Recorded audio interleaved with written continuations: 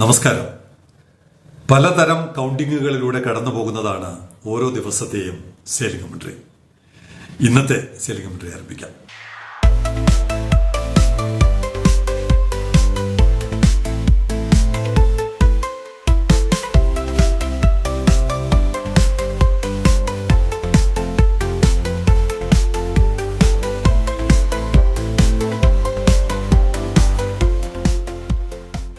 രാവിലെ തന്നെ എനിക്ക് ലഭിച്ചത് തലസ്ഥാനത്തെ ഒരു വീട്ടമ്മയുടെ ദീനരോധനമാണ്.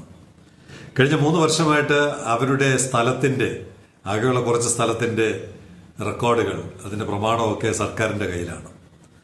അവർ ചോദിച്ചു, ഇത് ആരോടാണ് ചോദിക്കുക? 3 വർഷമായി ഞങ്ങളുടെ രേഖ ഞങ്ങളിൽ നിന്ന് എടുത്തുകൊണ്ട് പോയിട്ട് ഇപ്പോൾ അറിയുന്നു റിംഗ് റോഡിന്റെ അലൈൻമെന്റ് മാറ്റാൻ പോകുന്നു. ഞങ്ങളുടെ പറമ്പ് ഇതിനകത്ത് ഉൾപ്പെടുമോ ഇല്ലയോ? 3 വർഷം ഇത് ഫ്രീസ് ചെയ്തിരുന്നവരെ എന്താണ് ചെയ്യേണ്ടത്? വാസ്തവത്തിൽ ഈ ഗവൺമെന്റ് എന്ന് പറയുന്ന സംവിധാനം ഇത്രയും പരാജയപ്പെട്ട സമയം അല്ലെങ്കിൽ ഇങ്ങനെയുള്ള സന്ദർഭങ്ങൾ എന്തിനാണ്? ഞാൻ മൊത്തം മന്ത്രിസഭയെ കുറിച്ചൊന്നും പറയുന്നില്ല, കേന്ദ്ര മന്ത്രിസഭയെ കുറിച്ച് പറയുന്നില്ല. കാരണം അവർക്ക് 100,000 റിംഗ് റോഡുകളും 100,000 ഹൈവേകളുമുണ്ട്. നമുക്ക് ആകപ്പാടെയുള്ള ഒരു റിംഗ് റോഡാണ്. അതിന്റെ ചുമതലയുള്ള മന്ത്രി എന്ത് ചെയ്യുകയായിരുന്നു എന്നുള്ളതാണ് ഈ വീട്ടമ്മയുടെ ചോദ്യം. അവർക്ക് വേണ്ടിയാണ് ഞാൻ സംസാരിക്കുന്നത്. രാജിവെക്കണമെന്നൊന്നും പറയുന്നില്ല. കുറഞ്ഞ പക്ഷം വാങ്ങിച്ച ശമ്പളമെങ്കിലും തിരിച്ചു കൊടുക്കണം. ഒരു കാര്യം മര്യാദയ്ക്ക് ചെയ്യാൻ അറിയില്ലെങ്കിൽ, കാരണം എന്താണ്, ഇവിടെ ഒരു തുറമുഖം വരാൻ പോകുന്നെന്ന് 10 വർഷം മുമ്പ് കല്ലിട്ട് ഉദ്ഘാടനം ചെയ്ത് നിർമ്മാണം നടക്കുമ്പോഴും ആ തുറമുഖത്തിലോട്ട് പോകേണ്ട ഒരു വഴി ഉണ്ടോ ഇല്ലയോ എന്ന് ഉറപ്പുവരുത്താൻ കഴിയാത്തൊരു ഗവൺമെന്റാണ് തുടർച്ചയായിട്ട് 5-10 വർഷം ഇപ്പോൾ പൂർത്തിയാക്കാൻ പോകുന്നത്. അങ്ങനെയുള്ള ഒരു ഗവൺമെന്റിന് 100 മീറ്റർ പൂർത്തിയാക്കാൻ പറ്റാത്ത ഒരു ഗവൺമെന്റിന് റിംഗ് റോഡ് ഒരു എടുക്കാൻ പറ്റാത്ത ചുമടായിരിക്കും. അതുകൊണ്ട് കുറഞ്ഞ പക്ഷം PWD വകുപ്പ് മന്ത്രിയെങ്കിലും വാങ്ങിച്ച ശമ്പളം തിരിച്ചു കൊടുത്ത് ഈ ജനങ്ങളുടെ കണ്ണീര്, ഈ വീട്ടമ്മമാരുടെ കണ്ണീരിന്റെയും ശാപത്തിൽ നിന്നും മോചനം നേടാൻ അതെങ്കിലും നിങ്ങൾ ചെയ്യണമെന്ന് മാത്രമേ സെയിലിംഗ് കമന്ററിക്ക് ഈ അവസരത്തിൽ അവർക്ക് വേണ്ടി, ആ പാവപ്പെട്ട അമ്മമാർക്ക് വേണ്ടി സെയിലിംഗ് കമന്ററിക്ക് പറയുവാനുള്ളൂ.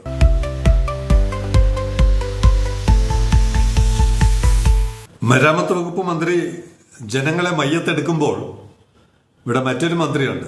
തലസ്ഥാനം തന്നെ കുട്ടിച്ചോറാക്കാൻ തീരുമാനിച്ച ഒരു മന്ത്രിയുണ്ട്. അദ്ദേഹത്തിന്റെ പ്രചരണം എന്തായിരുന്നു? വിഴിഞ്ഞം തുറമുഖം തമിഴ്നാടിന് നേട്ടവും കൊച്ചിക്ക് കോട്ടവും. കൊച്ചിയിലെ കണ്ടെയ്നറുകളെല്ലാം ഇപ്പോൾ തമിഴ്നാട്ടിന് വിട്ടുകൊടുക്കുകയാണ് മന്ത്രി. നമ്മൾ നേരത്തെ പറഞ്ഞതാണ്, ഇപ്പോഴും ട്രാക്ക് ചെയ്യുന്ന കണ്ടെയ്നറുകൾ കൊച്ചിയിൽ നിന്ന് നേരെ തൂത്തുക്കുടിയിൽ പോകുമ്പോൾ ഇത് ആവർത്തിക്കാതിരിക്കാൻ പറ്റുന്നില്ല. എന്തിനാണ് നിങ്ങൾ തലസ്ഥാനത്തെ തകർക്കാൻ ശ്രമിക്കുന്നത്? നിങ്ങളുടെ നാടിനെ സംരക്ഷിക്കുക ആദ്യം. നിങ്ങളുടെ മണ്ഡലത്തിൽ പെടുന്നതല്ലേ കാക്കനാട്? ഇനി അതോ തൃക്കാക്കരയാണോ? എനിക്കറിയില്ല ജിയോഗ്രഫി. കളമശ്ശേരിയും തൃക്കാക്കരയും തൊട്ടടുത്ത മണ്ഡലങ്ങളാണ്. കാക്കനാട് തൃക്കാക്കര മണ്ഡലത്തിൽ പെടുന്നതായിരിക്കാം. എന്തായാലും രാത്രിക്ക് രാമായണം നിങ്ങളുടെ അവിടെ നിന്ന് കണ്ടെയ്നറുകൾ തൂത്തുക്കുടി പോകുന്നുണ്ടെങ്കിൽ നിങ്ങളുടെ കഴിവില്ലായ്മയാണ്. നിങ്ങളുടെ പോർട്ടിന് അത് ആകർഷിക്കാൻ കഴിയുന്നില്ലെങ്കിൽ അതാദ്യം പരിഹരിക്കണം. ആ രോഗം പരിഹരിച്ചുകൊണ്ട് വേണം നിങ്ങൾ തലസ്ഥാനത്തെ തകർക്കുവാൻ. ഈ മന്ത്രിമാർ, വ്യവസായ മന്ത്രിയായാലും മരാമത്തായാലും എല്ലാം മയ്യത്തെടുക്കുന്ന തരത്തിൽ ജനങ്ങളെ പീഡിപ്പിച്ചുകൊണ്ടിരിക്കുകയാണ്. ഈ കണ്ടെയ്നർ ഇവിടെ ബാലചന്ദ്രൻ എന്ന് പറയുന്ന സെയിലിംഗ് കമന്ററിയുടെ പ്രേക്ഷകൻ, കവടിയാർ സ്വദേശി, അദ്ദേഹമാണ് 2-ാം തീയതി വൈകുന്നേരം 5:30 ഈ കണ്ടെയ്നർ ഷൂട്ട് ചെയ്ത് അയച്ചത്. അപ്പോ 1:08 ആ കണ്ടെയ്നർ കാക്കനാട് നിന്ന് പുറപ്പെട്ടു കഴിഞ്ഞു. 1:08 പുറപ്പെട്ട കണ്ടെയ്നറാണ് 2:08 ബാലചന്ദ്രൻ നമുക്ക് ഷൂട്ട് ചെയ്ത് തന്നത്. 3-ാം തീയതി കണ്ടെയ്നർ തൂത്തുക്കുടിയിൽ എത്തിയിട്ടുണ്ട്. അതിന്റെ രേഖയുമുണ്ട്. തൂത്തുക്കുടിയിൽ പ്രവേശിച്ചു. ഒരു CFS-ലാണെന്ന് തോന്നുന്നു, അവിടെ പ്രവേശിച്ചിട്ടുണ്ട്. ഇനി അവിടെ മുതലാണ് ഈ ചതിക്കഥ തുടരുന്നത്. 3-ാം തീയതി തൂത്തുക്കുടിയിൽ എത്തുന്ന ഈ കണ്ടെയ്നർ 11-ാം തീയതി വരെ ദീർഘനിദ്രയിലാണ്, നീണ്ട പൂണ്ട ഉറക്കത്തിലാണ്. എത്ര ദിവസമാണ്? 11 ദിവസം. ഈ 11 ദിവസം കൊണ്ടുണ്ടെങ്കിൽ ഈ TRVയിൽ തരികയാണെങ്കിൽ ഈ കണ്ടെയ്നർ പോകേണ്ട സ്ഥലത്ത് എത്തുമെന്ന് ഏറ്റവും ഒടുവിൽ നമുക്ക് മനസ്സിലാവും. അപ്പോൾ കാക്കനാടിൽ നിന്ന് തൂത്തുക്കുടിയിൽ 11 ദിവസം ഉറക്കം. അവിടെ നിന്ന് അടുത്ത, ഞാൻ ഒരു കപ്പലിനെയും പറയുന്നില്ല, ഒരു കണ്ടെയ്നർ ഉടമയെയും പറയുന്നില്ല. കാരണം അവരൊന്നുമല്ല കുറ്റവാളികൾ നമ്മുടെ മന്ത്രി പ്രഭുക്കന്മാരാണ്. ഇവിടുത്തെ ഗേറ്റ് ഇപ്പോഴും അടച്ചിട്ടിരിക്കുന്ന ആളുകളാണ്. 11-ാം തീയതി അവിടെ നിന്ന് കപ്പൽ പുറപ്പെടുന്നു. തൂത്തുക്കുടിയിൽ നിന്ന് 11-ാം തീയതി കപ്പൽ പുറപ്പെടുന്നു. 11-ഉം 14-ഉം ഏകദേശം 3 ദിവസം കൊളംബോയിൽ വിശ്രമം. അപ്പോൾ മൊത്തത്തിൽ എത്രയാണ്? 1-ാം തീയതി മുതൽ 14-ാം തീയതി വരെ 14 ദിവസം നമുക്ക് നഷ്ടപ്പെട്ട് കഴിഞ്ഞു. ഇതൊരു എക്സ്പോർട്ട് കാർഗോ ആണെന്ന് ഓർത്തോളണം. 1-ാം തീയതി മുതൽ 14-ാം തീയതി വരെ നമുക്ക് 14 ദിവസം നഷ്ടപ്പെട്ടു. എവിടെയാണ് പോകുന്നത്? ഈ സിസ്റ്റം മുഴുവൻ തകർന്നു എന്നുള്ളതിന്റെ തെളിവാണ് ഇതൊക്കെ. 14 ദിവസം ഇന്ത്യയിലെ, കേരളത്തിലെ കാക്കനാട്ടെ ഒരു ചരക്ക് നിശ്ചലമായി ഇരിക്കേണ്ടി വരുന്ന ഒരു അവസ്ഥ എങ്ങനെ ഉണ്ടായി എന്ന് നിങ്ങൾ പരിശോധിക്കണം. 2 ട്രാൻസ്ഷിപ്മെന്റിലൂടെയാണ് ഈ കണ്ടെയ്നർ എവിടെയാണ്? ടക്കോമ, അമേരിക്കയുടെ പടിഞ്ഞാറൻ തീരത്തുള്ള ടക്കോമ പോർട്ടിലോട്ടാണ് പോകേണ്ടത്. അതിനിടയ്ക്ക് 2 ട്രാൻസ്ഷിപ്മെന്റ് ഉണ്ട്. ഒന്നിപ്പോൾ കൊളംബോയിൽ ഒന്ന് കഴിഞ്ഞു. അത് കഴിഞ്ഞ് 14-ാം തീയതി പുറപ്പെടുന്ന കപ്പൽ 28-നാണ് ഷാങ്ഹായിലെത്തുന്നത്. കൊളംബോ ഷാങ്ഹായ് സമയം 14 ദിവസമാണ്. അത് കൂടുതലാണോ കുറവാണെന്നോ നമുക്ക് അവസാനം വരാം. അപ്പൊ ഷാങ്ഹായിൽ ഇത് എത്തിക്കഴിഞ്ഞാൽ അവിടെയും ഒരു ട്രാൻസ്ഷിപ്മെന്റ് ഉണ്ട്. ഷാങ്ഹായിൽ നിന്ന് വീണ്ടും കപ്പൽ പുറപ്പെടുന്നത് 4-ാം തീയതിയാണ്. അപ്പൊ എത്രയാണ്? 28, ഏകദേശം 6 ദിവസം. 4-ാം തീയതി ഷാങ്ഹായിൽ നിന്ന് പുറപ്പെട്ടിട്ട് സെപ്റ്റംബർ 21-ാം തീയതിയാണ് അമേരിക്കയിലെ ടക്കോമ എന്ന് പറഞ്ഞാൽ പസഫിക്. ആദ്യമായിട്ട് നമ്മൾ ട്രാക്ക് ചെയ്യുന്ന കൂട്ടത്തിൽ പസഫിക് ക്രോസ് ചെയ്യുന്ന ഒരു ട്രാക്കിംഗ് നമുക്ക് ലഭിക്കുകയാണ് ബാലചന്ദ്രന്റെ ഈ ട്രക്കത്തോൺ മത്സരത്തിലൂടെ. 21-ാം തീയതി അമേരിക്കയുടെ പടിഞ്ഞാറൻ തീരത്തുള്ള ടക്കോമ പോർട്ടിൽ കപ്പലെത്തുകയാണ്. ഇവിടെ നമ്മുടെ അറിയേണ്ടത് കൊളംബോ ഷാങ്ഹായ് 14 ദിവസം കൊണ്ട് എത്തുമ്പോൾ നമ്മുടെ ഇവിടെ വരുന്ന കറ്റാനിയ TRV Shanghai, precisely TRV Shanghai 10 ദിവസമാണ്.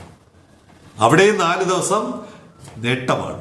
ഇതിനെല്ലാം തെളിവുണ്ട്. വെറുതെ ചുമ്മാ കൊട്ടക്കണക്ക് പറയുകയല്ല സെയിലിംഗ് കമന്ററി. ഇതിനെല്ലാം രേഖയുണ്ട്, വസ്തുതയുണ്ട്. അപ്പൊ അവിടെയും MSCയുടെ സർവീസ് മറ്റേ സർവീസിനേക്കാൾ 4 ദിവസം മുമ്പ് ഷാങ്ഹായിൽ എത്തുന്നു. പിന്നെ ഷാങ്ഹായിൽ നിന്ന് അങ്ങോട്ട് ടക്കോമയിലോട്ട് തൽക്കാലം സർവീസില്ല, അതുകൊണ്ട് പറയുന്നില്ല. എന്തായാലും 14 ദിവസം ഇവിടെ വൈകിക്കുന്നു.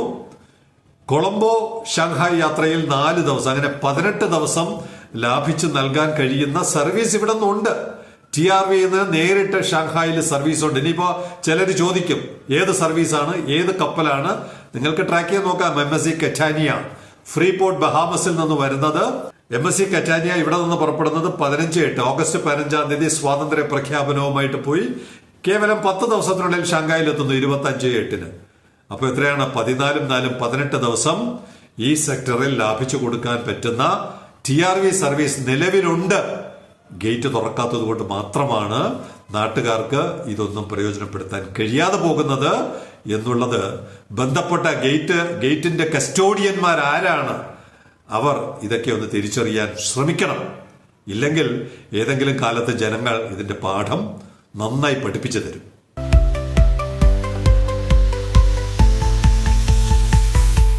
ഈ സങ്കടങ്ങളുടെയും വേദനയുടെയും കൊട്ടക്കണക്കുകളുടെയൊക്കെ ഇടയിൽ ഒരു ലഘുവായ ഒരു റിലീഫ്, ഒരു സേഫ്റ്റി വാൽവ് പോലെ പ്രവർത്തിക്കാൻ ഒരു ചിത്രം സെയിലിംഗ് കമന്ററി കാണിക്കുകയാണ്.